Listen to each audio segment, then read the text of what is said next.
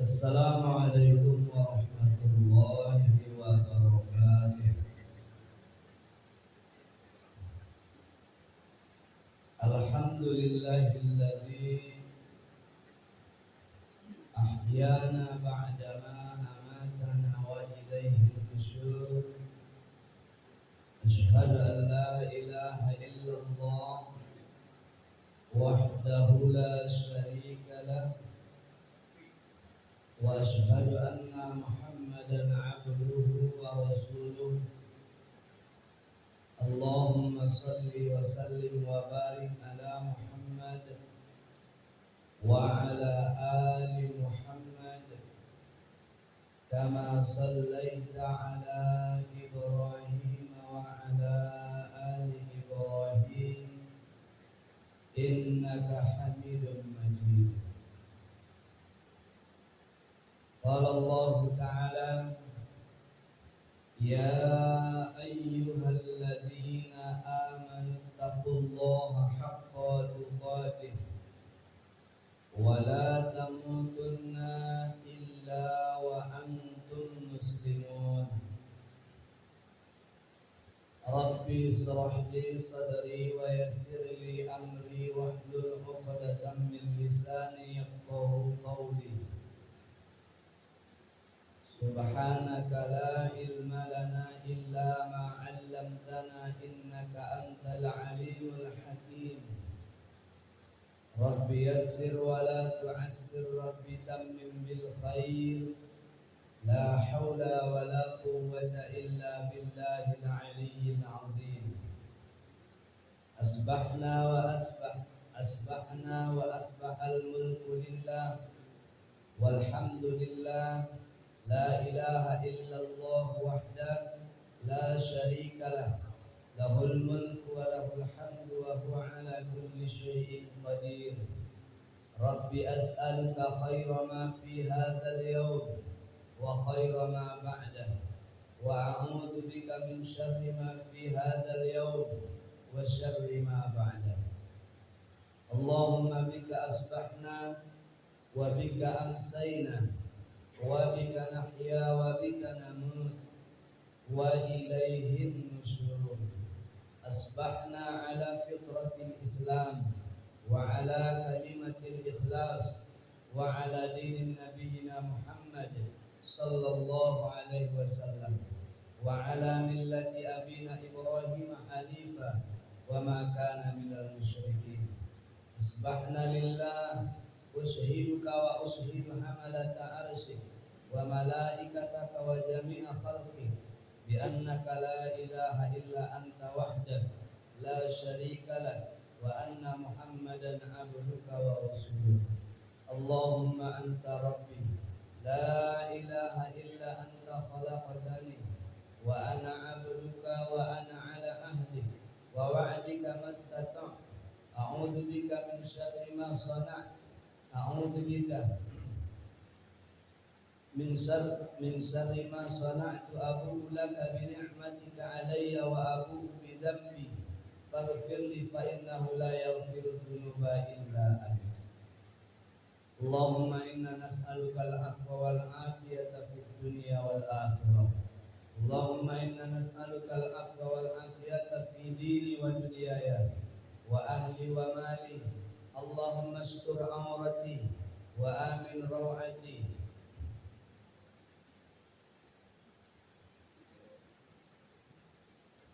Faqala sallallahu alaihi wa alihi wasallam ala adullukum ala ma yamhu Allahu bihil khataya wa yarfa'u bihi darajat. Qalu bala ya Rasulullah. Qala isbagul wudu'i 'alal makarih wa kathratul khata'ilal masajid wa intizarus salati ba'das salah fadzalikumur ribat rawahu Muslim. Bapak Ibu jamaah yang dirahmati Allah, ini jamaah-jamaah yang tangguh, Rasulullah sallallahu alaihi wa alihi wasallam bersabda, maukah kalian aku tunjukkan satu amalan yang apabila kalian amalkan itu Allah jadikan itu penghapus dosa dan pengangkat kedudukan. Jadi kalau kita amalkan ini, Rasulullah mengatakan Allah akan menghapuskan dosa-dosa. Kemudian tidak cukup hanya dosanya yang dihapuskan, wa yarfa'u bihi, dan Allah akan mengangkat kedudukan orang yang mengamalkannya itu. Tentu kedudukan ini bukanlah kedudukan di hadapan manusia, akan tetapi kedudukan yang tinggi di hadapan Allah Jalla Jalaluh. Sebab mulia di hadapan manusia ini kan tidak ada arti apa-apanya kalau di hadapan Allah kita terhina. Sekalipun kita terhina di hadapan makhluk, tapi kalau Allah memuliakan, itulah kemuliaan yang sesungguhnya. Jadi Nabi ingin mengajarkan kepada kita supaya kita menjadi umat Islam yang tangguh, umat Islam yang kuat, umat Islam yang ditinggikan, dimuliakan dengan amalan yang sangat ringan tapi syarat manfaat, banyak manfaat. Bahkan Nabi sallallahu alaihi wasallam mengatakan, kalau kalian amalkan ini dengan bagus, seluruh pintu surga itu cuma 8, akan Allah bukakan untuk kalian. Dan orang-orang yang mengamalkan amalan ini akan Allah suruh memilih surga mana yang hendak ia masuki. Kata Nabi, yadkhulu min ayyuha sya'a. Orang ini akan masuk ke dalam surga itu dengan atau lewat pintu mana saja yang ia kehendaki. Dalam riwayat lain Nabi sallallahu alaihi wasallam mengatakan, orang ini akan diampuni dosa-dosa dan kesalahan-kesalahannya. Bahkan akan disucikan dirinya seperti bayi yang baru saja lahir dari rahim ibunya. Dalam riwayat lain Nabi sallallahu alaihi wasallam mengatakan,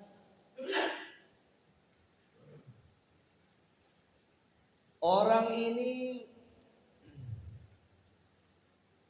pada hari kiamat nanti akan diberikan kepadanya cahaya, sehingga dengan cahaya itu Rasulullah sallallahu alaihi wasallam akan mudah mengenalinya. Dalam satu riwayat Nabi sallallahu alaihi wasallam mengatakan begini, ketika beliau memasuki pekarangan pekuburan. Nah, ini termasuk adab nih, adab atau sunnah ketika mendatangi atau memasuki area pekuburan. Dari Abu Hurairah radhiyallahu taala anna Rasulullah sallallahu alaihi wasallam atal makbarah, bahwa Nabi sallallahu alaihi wasallam datang ke pemakaman. Faqala, lalu beliau berkata, Assalamualaikum daro qaumin mu'minin wa inna insyaallahu bikum lahiqun. Salah satu doa ketika memasuki area pekuburan. Assalamualaikum daro qaumin mu'minin, atau dalam riwayat lain disebut Assalamualaikum ya ahlat diyar, atau Assalamualaikum ya ahlal kubur.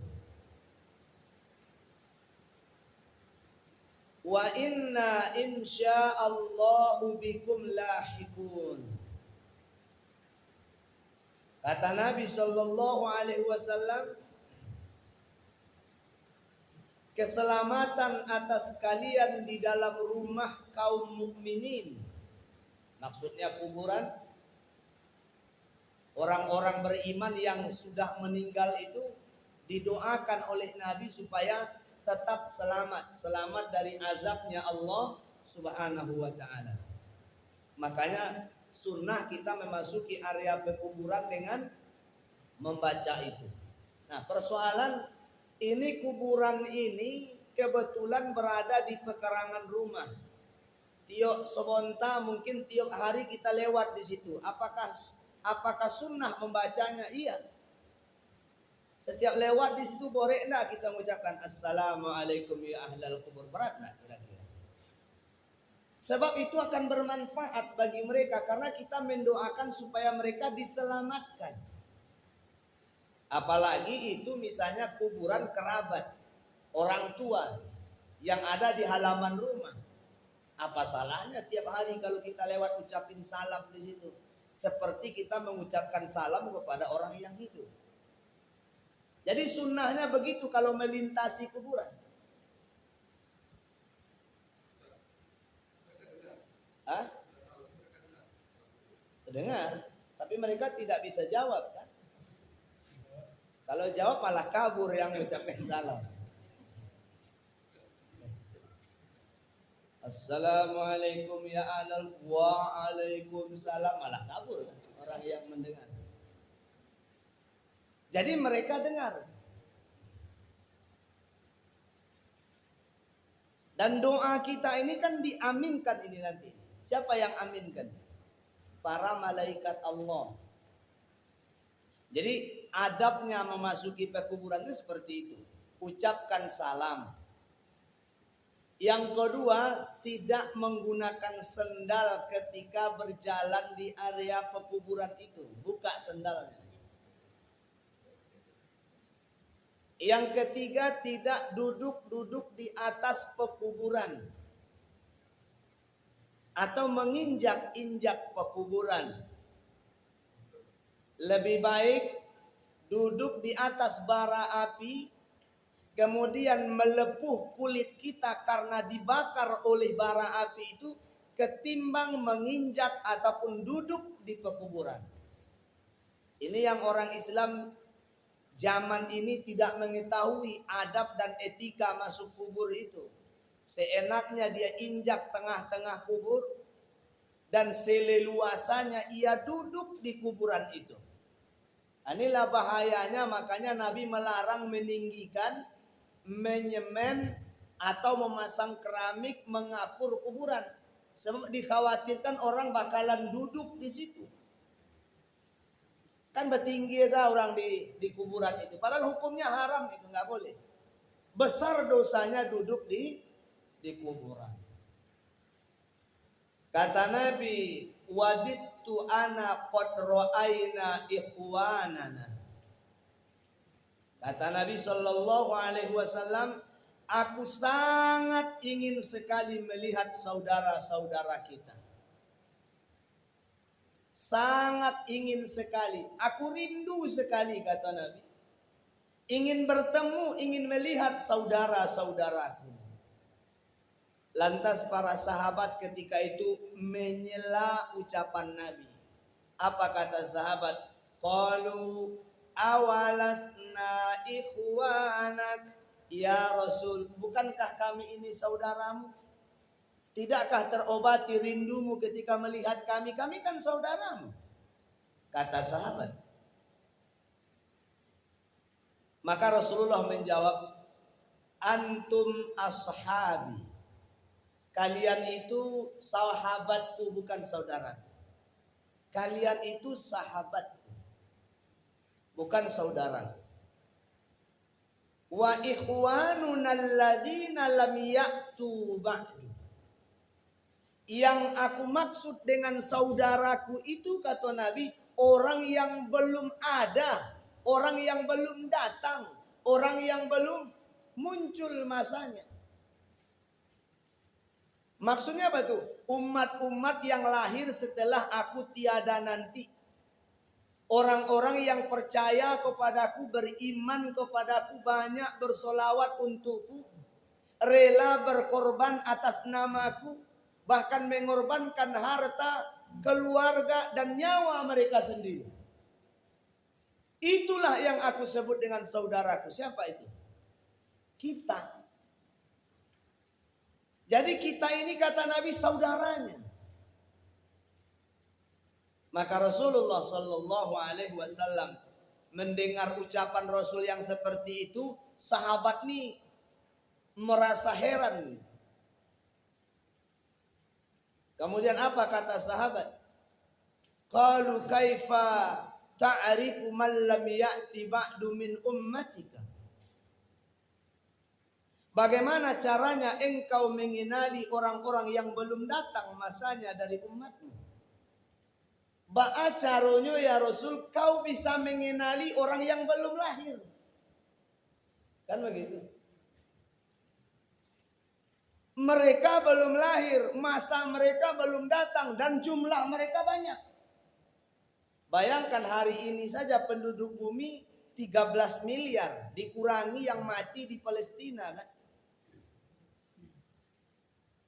Kan sudah 10.000 tuh yang meninggal di Palestina karena 10.800 lebih. 10.800 jiwa yang melayang akibat agresor Yahudi terhadap penduduk Palestina. Lebih 10.000 dalam 1 bulan. Ya Allah, ini pembunuhan macam apa ini?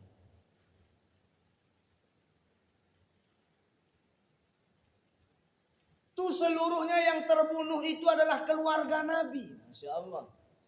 Itu seluruhnya yang terbunuh itu adalah sahabat. Itu adalah yang terbunuh itu saudara Nabi.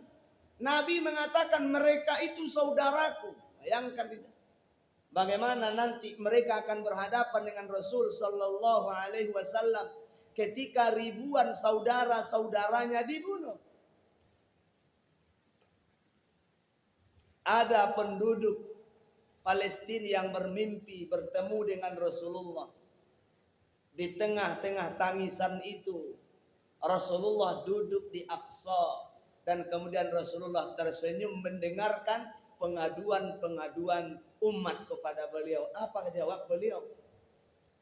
Kemenangan sudah dekat. Kemenangan sudah dekat.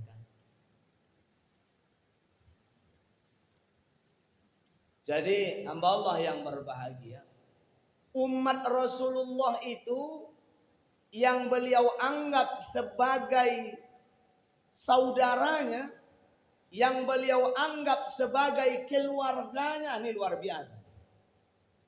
Orang-orang yang lahir setelah beliau tiada, beriman kepada beliau, setia dengan keimanan itu, beramal sesuai dengan arahan beliau, dan jumlahnya banyak.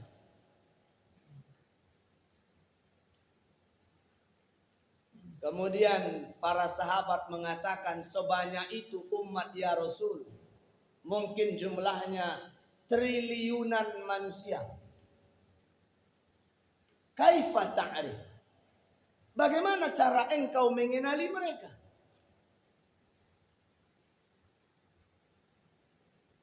Kata Rasulullah Sallallahu Alaihi Wasallam, "Ara'aita law anna rajulan lahu khailun guzzun muhajjalatun baina zahrai khailin duhmin buhmin ala ya'rifu khailahu. Kata Nabi, bagaimana menurut pendapatmu jikalau ada seorang laki-laki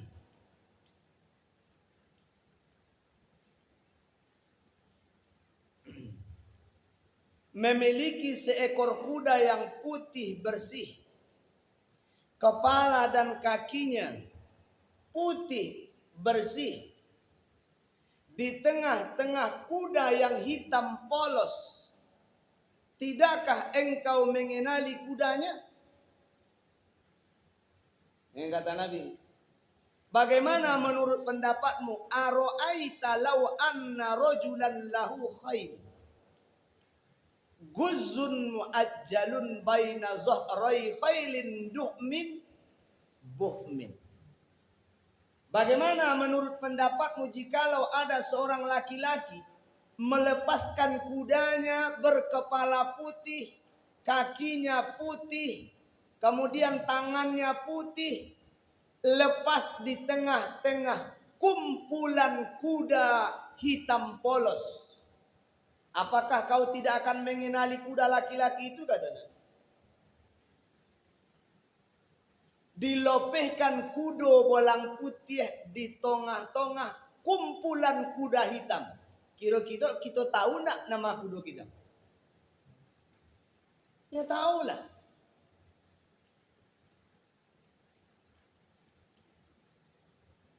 Jadi kata Nabi, begitulah aku nanti mengenali umatku itu yang merupakan keluargaku. Nah ini, umatku keluargaku, saudaraku, kata Nabi. Aku kenal dengan mereka seperti mengenali kuda belang putih yang berada di tengah-tengah kumpulan kuda hitam. Bapak Ibu, sekian banyaknya jumlah manusia pada hari kiamat nanti. Sejak dari Nabi Adam sampai manusia terakhir kumpul di satu tempat. Yauma yakumur ruhu wal malaikatu shaffa. Bahkan yang kumpul itu bukan hanya manusia, jin, para malaikat, hewan-hewan, seluruh makhluk hidup yang pernah hidup di bumi dikumpulkan di satu tempat yang sama, namanya mahsyar. Sebanyak itu jumlah manusia, Bapak Ibu.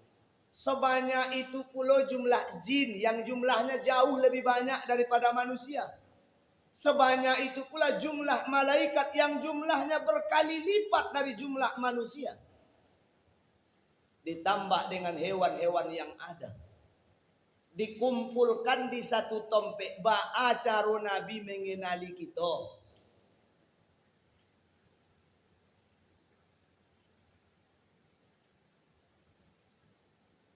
Ini perkara yang mengerikan sesungguhnya.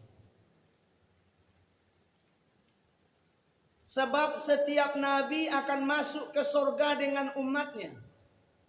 Sebelum sampai di surga, setiap nabi akan menggiring umatnya ke telaga yang Allah sediakan untuk setiap nabi dan umat. Umatku yang paling banyak, kata Nabi, telagaku yang paling besar. Wa ana farrattuhum 'alal haudi, dan aku menunggu mereka, umat-umatku itu, keluargaku itu, di telagaku untuk aku beri mereka minum. Setiap orang akan diberi minum. Telaga Nabi itu adalah telaga yang warna airnya lebih putih daripada air susu, lebih wangi daripada misk, kasturi, lebih manis daripada seluruh rasa manis yang ada di bumi ini. Sekali diminum, orang akan kenyang, tidak mau makan lagi, tidak akan minta atau tidak akan lapar lagi selama-lamanya, dan tidak akan haus lagi selama-lamanya. Lantas kalau sudah masuk surga, makan dan minum di surga itu diapakan tuh kira-kira? Orang di surga itu makan dan minum bukan karena lapar, bukan karena haus, tapi hanya karena ingin menikmati. Serupa model ibu-ibu bayi beroleh. Lah konyang di rumah adek bambi juti model makanan itu kira-kira. Awak apa-apa kalau bayi beroleh kan sebanyak itu minuman kan bacubu sadonya itu. Apakah karena kita kelaparan datang ke situ? Tidak kan, karena hanya ingin menikmati. Begitulah orang nanti di sorga. Jadi makan dan minum di sorga itu bukan karena lapar, bukan juga karena haus, tapi semata-mata ingin menikmati. Allah yang berbahagia Bapak dan Ibu. Wa ana farrattuhum 'alal haudi.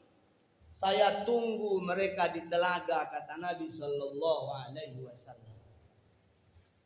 Jadi kita ditunggu oleh beliau. Sebab proses yang akan kita lewati itu panjang Bapak Ibu. Prosesnya banyak, lama, berbelit-belit. Menunggu sidang dimulai 50.000 tahun, tidak tentu arah. Setelah kiamat, manusia dibangkitkan kembali dari kuburnya. Bu'thiroma fil kubur. Dibangkitkan manusia dari alam kubur. Alamnya alam yang baru. Tanahnya tanah yang baru. Langitnya langit yang baru. Mataharinya matahari yang baru. Didekatkan matahari itu ke kepala manusia. Berdiri manusia di bawah terik matahari itu tanpa ada perantaranya seukuran 50.000 tahun menunggu, belum tentu kemana arah, bagaimana nasib. 50.000 tahun. Inilah yang dikatakan Nabi itu, sab'atun yuzilluhumullahu yaumal qiyamati yauma la zilla illa zilluh. Ada 7 golongan yang akan dinaungi pada hari itu. Berarti tidak mudah ini masuk 7 golongan ini Bapak Ibu. Ada 7 golongan pada hari itu yang akan dinaungi. Di bawah matahari yang terik itu, yang didekatkan ke kepala itu, yang menunggu selama 50.000 tahun itu untuk dimulainya sidang. Sidang dimulai itu menunggu itu 50.000 tahun di bawah matahari yang jaraknya hanya 2,5 mil di atas kepala manusia. Sekarang jarak matahari ke bumi 700 juta kilometer perjalanan cahaya. Nanti 2,5 mil di atas kepala awak. Baik itu jaraknya matahari, dokek ke ubun-ubun gitu. Bayangkan panasnya seperti apa. Ketika itu hanya 7 golongan yang mendapatkan naungan. Selebihnya mereka langsung dikenai oleh cahaya matahari itu. Salah satu di antara yang 7 golongan itu adalah rajulun qalbuhu mu'allaqum bil masajid. Orang yang hatinya selalu terkait dengan masjid. Makanya saya katakan tadi, ini jamaah yang memang tangguh, ini luar biasa. Selobek-lobeknya hujan, sejauh-jauhnya tempek tiba juga. Jadi orang-orang yang akan dapat naungan itu orang-orang yang beristiqomah untuk jalan ke masjid.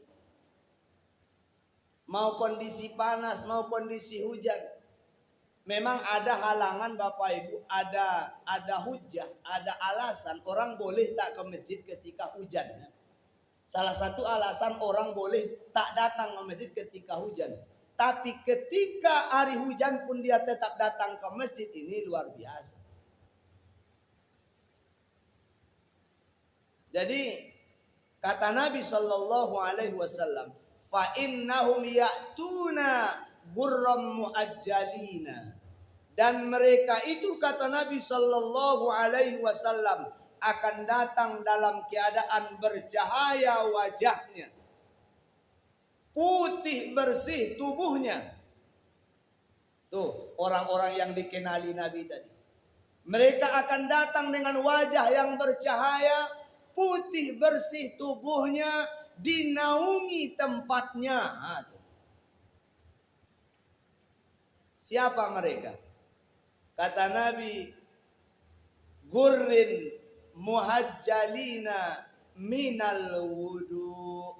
Itulah orang-orang yang bercahaya, putih bersih tubuhnya karena bekas basuhan air wudu. Wa ana farrattuhum alal haud, dan aku menunggu mereka di telagaku. Jadi amalan yang istimewa itu, kata Nabi Shallallahu Alaihi Wasallam, maukah kalian aku tunjukkan satu amal yang apabila kalian amalkan amalan itu, maka yang pertama Allah Subhanahu wa taala akan hapuskan dosa-dosa kalian. Allah angkat kedudukan kalian. Kemudian Allah akan selamatkan pada hari kiamat nanti. Allah beri ia cahaya, berseri wajahnya, bersih tubuhnya, dapat naungan di bawah teriknya matahari, berjalan di atas jembatan seperti kilat menyambar karena banyaknya cahaya yang ia miliki. Amalannya adalah isbaghul wudu, atau dalam hadis lain Nabi Shallallahu Alaihi Wasallam menyebutnya orang-orang yang menyempurnakan basuhan ketika berwudu. Isbaghul wudu. Jadi orang-orang yang menyempurnakan basuhan wudu. Sebab ada orang yang ketika itu dia dimasukkan ke dalam kubur, kemudian ia mendapatkan siksa dengan 100 kali pukulan. Sekali ia dipukul, menjerit ia sekuat-kuat jeritan, sehingga didengar oleh seluruh penduduk langit dan bumi, kecuali jin dan manusia. Ada orang nanti yang dipukul di dalam kubur itu dengan 100 kali pukulan, tapi sekali pukul saja jeritannya didengar oleh seluruh penduduk langit dan bumi, kecuali jin dan manusia. Siapakah orang ini? Orang ini adalah orang yang sholat. Pernah dia bertanya nih, kenapa saya dipukul? Maka dia dijelaskan kepadanya, kamu pernah sholat 1 kali dengan tidak berwudu. Artinya apa? Orang ini sholat dalam keadaan wudu yang batal. Bayangkan tuh bahayanya batal wudu. Makanya kalau kita berwudu mesti disempurnakan. Jangan sampai nanti kita sholat dalam kondisi tidak sah wudu. Orang yang sholat dalam kondisi wudu yang tidak sah menyebabkan ia tersiksa di alam kuburnya. Sekali pukulan jeritannya terdengar oleh seluruh penduduk langit dan bumi, kecuali jin dan manusia. Kata Nabi, Bapak Ibu, amalan yang besar itu adalah isbaghul wudu. Apa itu isbaghul wudu? Isbaghul wudu itu adalah orang-orang yang menyempurnakan wudu pada hal-hal yang tidak disenangi. Contoh ketika musim dingin, asal-asalan saja dia berwudu. Ketika buru-buru, asal-asalan dia berwudu. Jadi pentingnya menyempurnakan wudu alal makarih dalam hal-hal yang tidak disenangi, seperti saat ini hujan lebat, cuaca dingin misalnya. Jadi ketika itu kan orang malas-malasan wudu itu. Seolah-olah dia menganggap Allah pasti paham kondisi cuaca kan dingin. Jadi tidak bisa begitu. Wudu mesti disempurnakan. Kata Nabi Shallallahu Alaihi Wasallam, yaqulu inna ummati yad'una yaumal qiyamati ghurran muajjalin min atharil wudu faman istata'a minkum ayyutila ghurratahu falyaf'al. Umatku pada hari kiamat nanti akan dipanggil dengan kondisi bercahaya wajahnya dan tangannya karena bekas basuhan wudhu. Dalam riwayat lain disebut kakinya, wajahnya, tangannya, kakinya itu bercahaya. Dan mereka akan dipanggil karena itu adalah ciri khusus umat Rasulullah Sallallahu Alaihi Wasallam. Maka barang siapa di antara kamu yang sanggup untuk memanjangkan cahayanya, memperlebar cahayanya, maka lakukan, kata Nabi. Apa itu maksudnya memanjangkan cahaya dan memperlebar itu? Basuhan wajah. Al-Quran surah Al-Ma'idah ayat 6. Ya ayyuhalladzina amanu idza qumtum ilas salati faghsilu wujuhakum. Wahai orang-orang yang beriman, kalau kamu hendak mendirikan salat, maka pertama kali basuhlah wajah. Apa yang dinamakan wajah? Dari tempat tumbuhnya rambut sampai ke tulang dagu. Bawah, seukuran 1 jari itu di bawah dagu. Itu yang disebut wajah. Maka sebagus-bagusnya supaya dia lebih melebar, sedikit dilebihkan dari atas dari tempat tumbuhnya rambut, kemudian dilebarkan pula sampai ke pangkal leher, sehingga makin godang cahayanya. Kemudian usapan air wudhu itu hendaklah sampai ke belakang telinga. Nih, belakang telinga nih. Jadi jangan kikir tuh kalau berwudhu. Jangan pilih awak ketika melebarkan basuhan wudhu. Ini bukan perkara airnya yang diperbanyak, tapi usapannya. Usapannya disempurnakan. Sebab jangan sampai kita berwudhu seperti mandi. Nabi itu berwudhu itu airnya cuma 1 mud. Nih, seukuran nih. Sekali berwudhu. Sekuayanya ya. Sekali berwudhu. Jadi Rasulullah Sallallahu Alaihi Wasallam orang yang sangat hemat dalam penggunaan air dalam berwudu, tetapi sempurna meratakan air kepada anggota wudu. Hemat dalam pemakaian air, tapi sempurna dalam meratakan basuhan.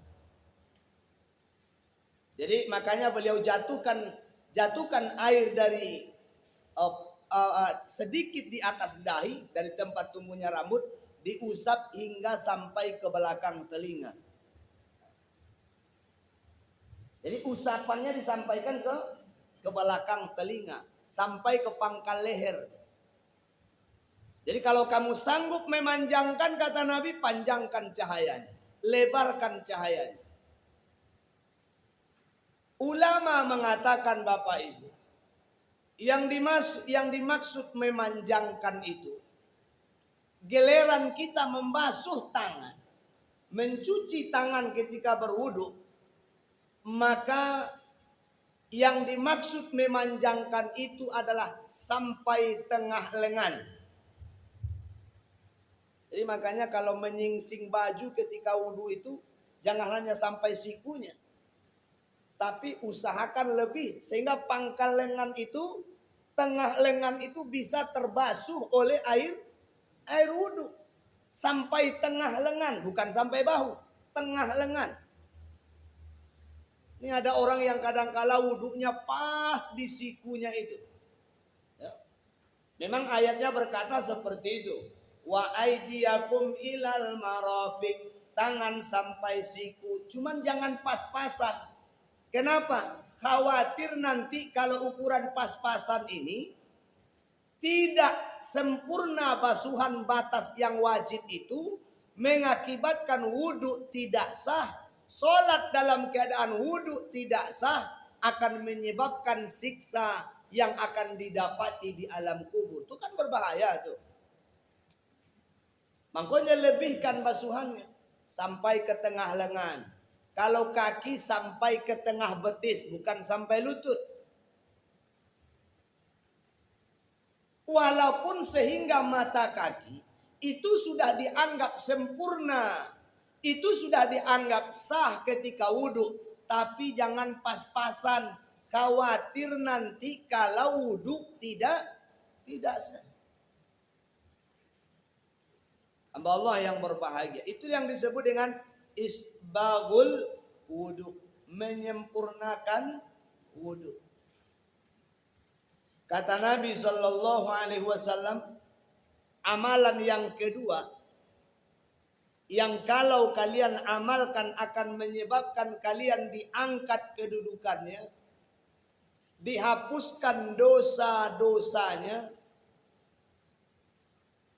dan kemudian diperbolehkan masuk ke surga lewat pintu mana saja yang ia sukai, adalah orang yang setelah sempurna berwudu wa kathratul khuta ilal masajid, yaitu orang-orang yang banyak melangkahkan kaki menuju masjid untuk menunggu masuknya waktu sholat.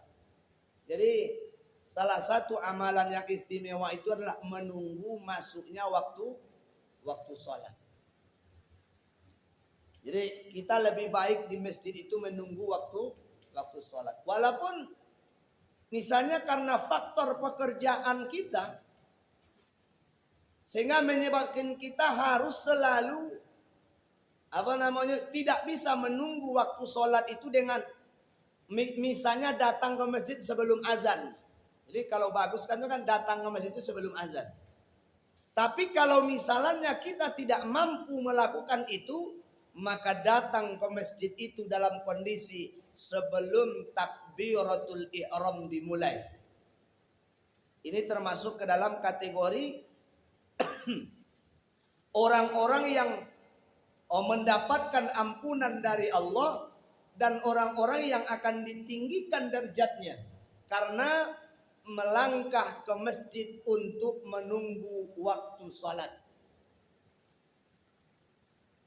Kata Nabi, wa intizarus salati ba'da shalah. Yang ketiga adalah orang yang menunggu masuknya waktu salat setelah salat.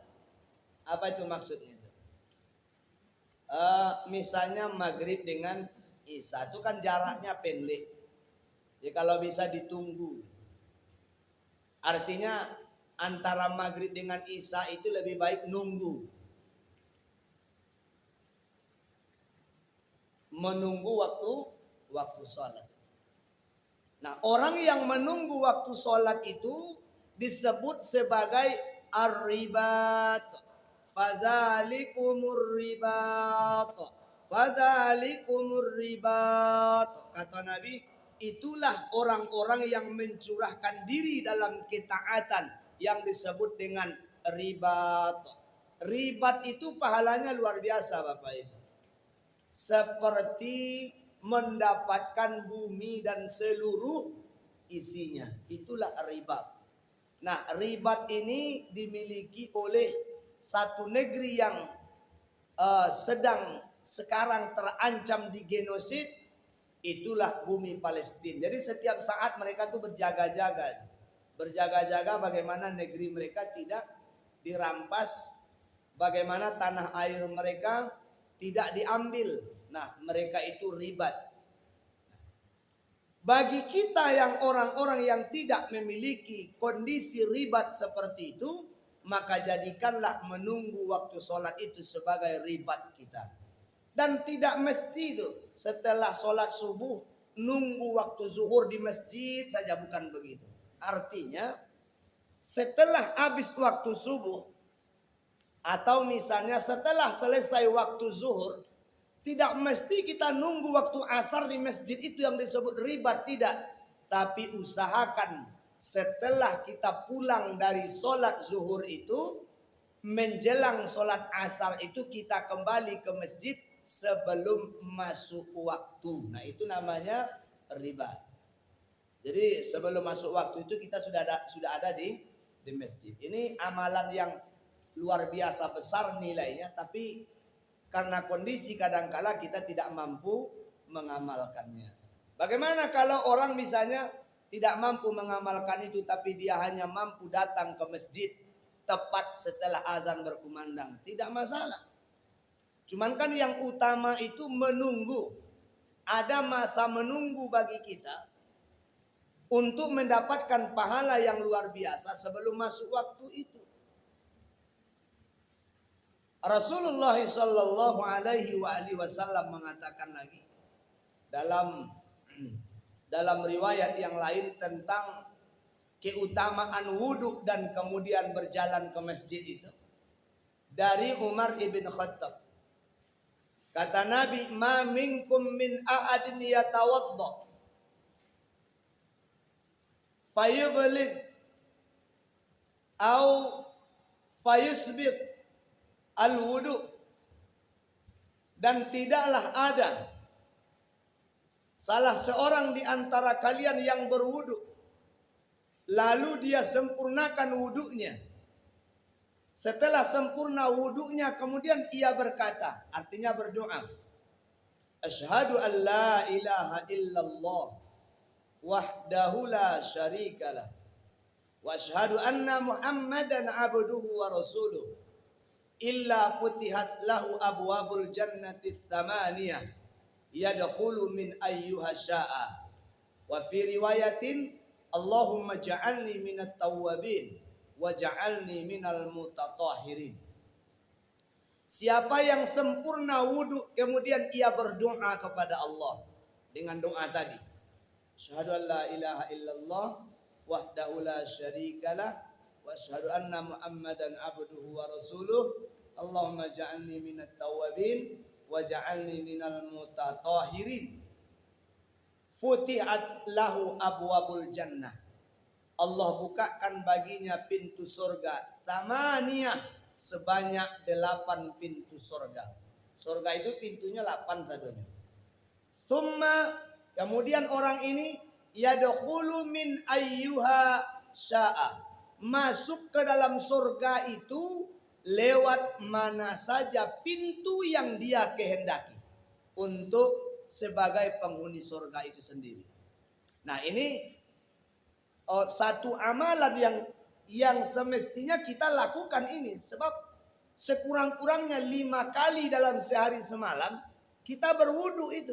5 kali sehari semalam kita berwudu. Nah, alangkah baiknya ketika kita melakukan wudu itu, kita lakukan wudu itu dengan isbag, dengan sesempurna mungkin. Bagaimana kesempurnaan wudu yang dimaksud tadi? Meratakan air kepada seluruh anggota wudu yang diwajibkan itu dengan sedikit melebihkan. Contohnya, kalau tadi wajah yang dinamakan wajah dari tempat tumbuhnya rambut sampai ke bawah dagu, usahakan di atas tempat tumbuhnya rambut sampai ke pangkal leher. Kalau dari kanan ke kiri, itu usahakan dari belakang telinga ke belakang telinga. Kalau itu tangan, dari jari-jari tangan sampai siku, usahakan sampai tengah lengan. Kalau itu kepala usapannya, usahakanlah dari dahi hingga sampai ke tengkuk. Kalau itu kaki, mulai dari jari-jarinya hingga sampai ke tengah betis, maka termasuklah itu isbagul wudu yang akan dipanjangkan cahayanya pada hari kiamat nanti.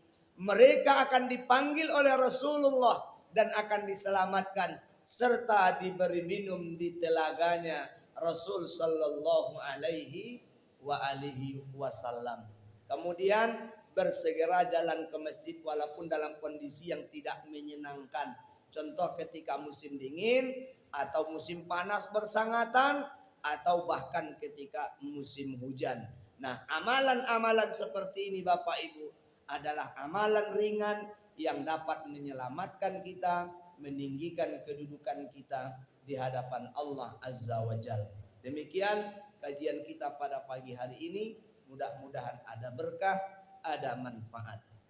Terakhir tadi disuruh kita berdoa setiap selesai berwudu.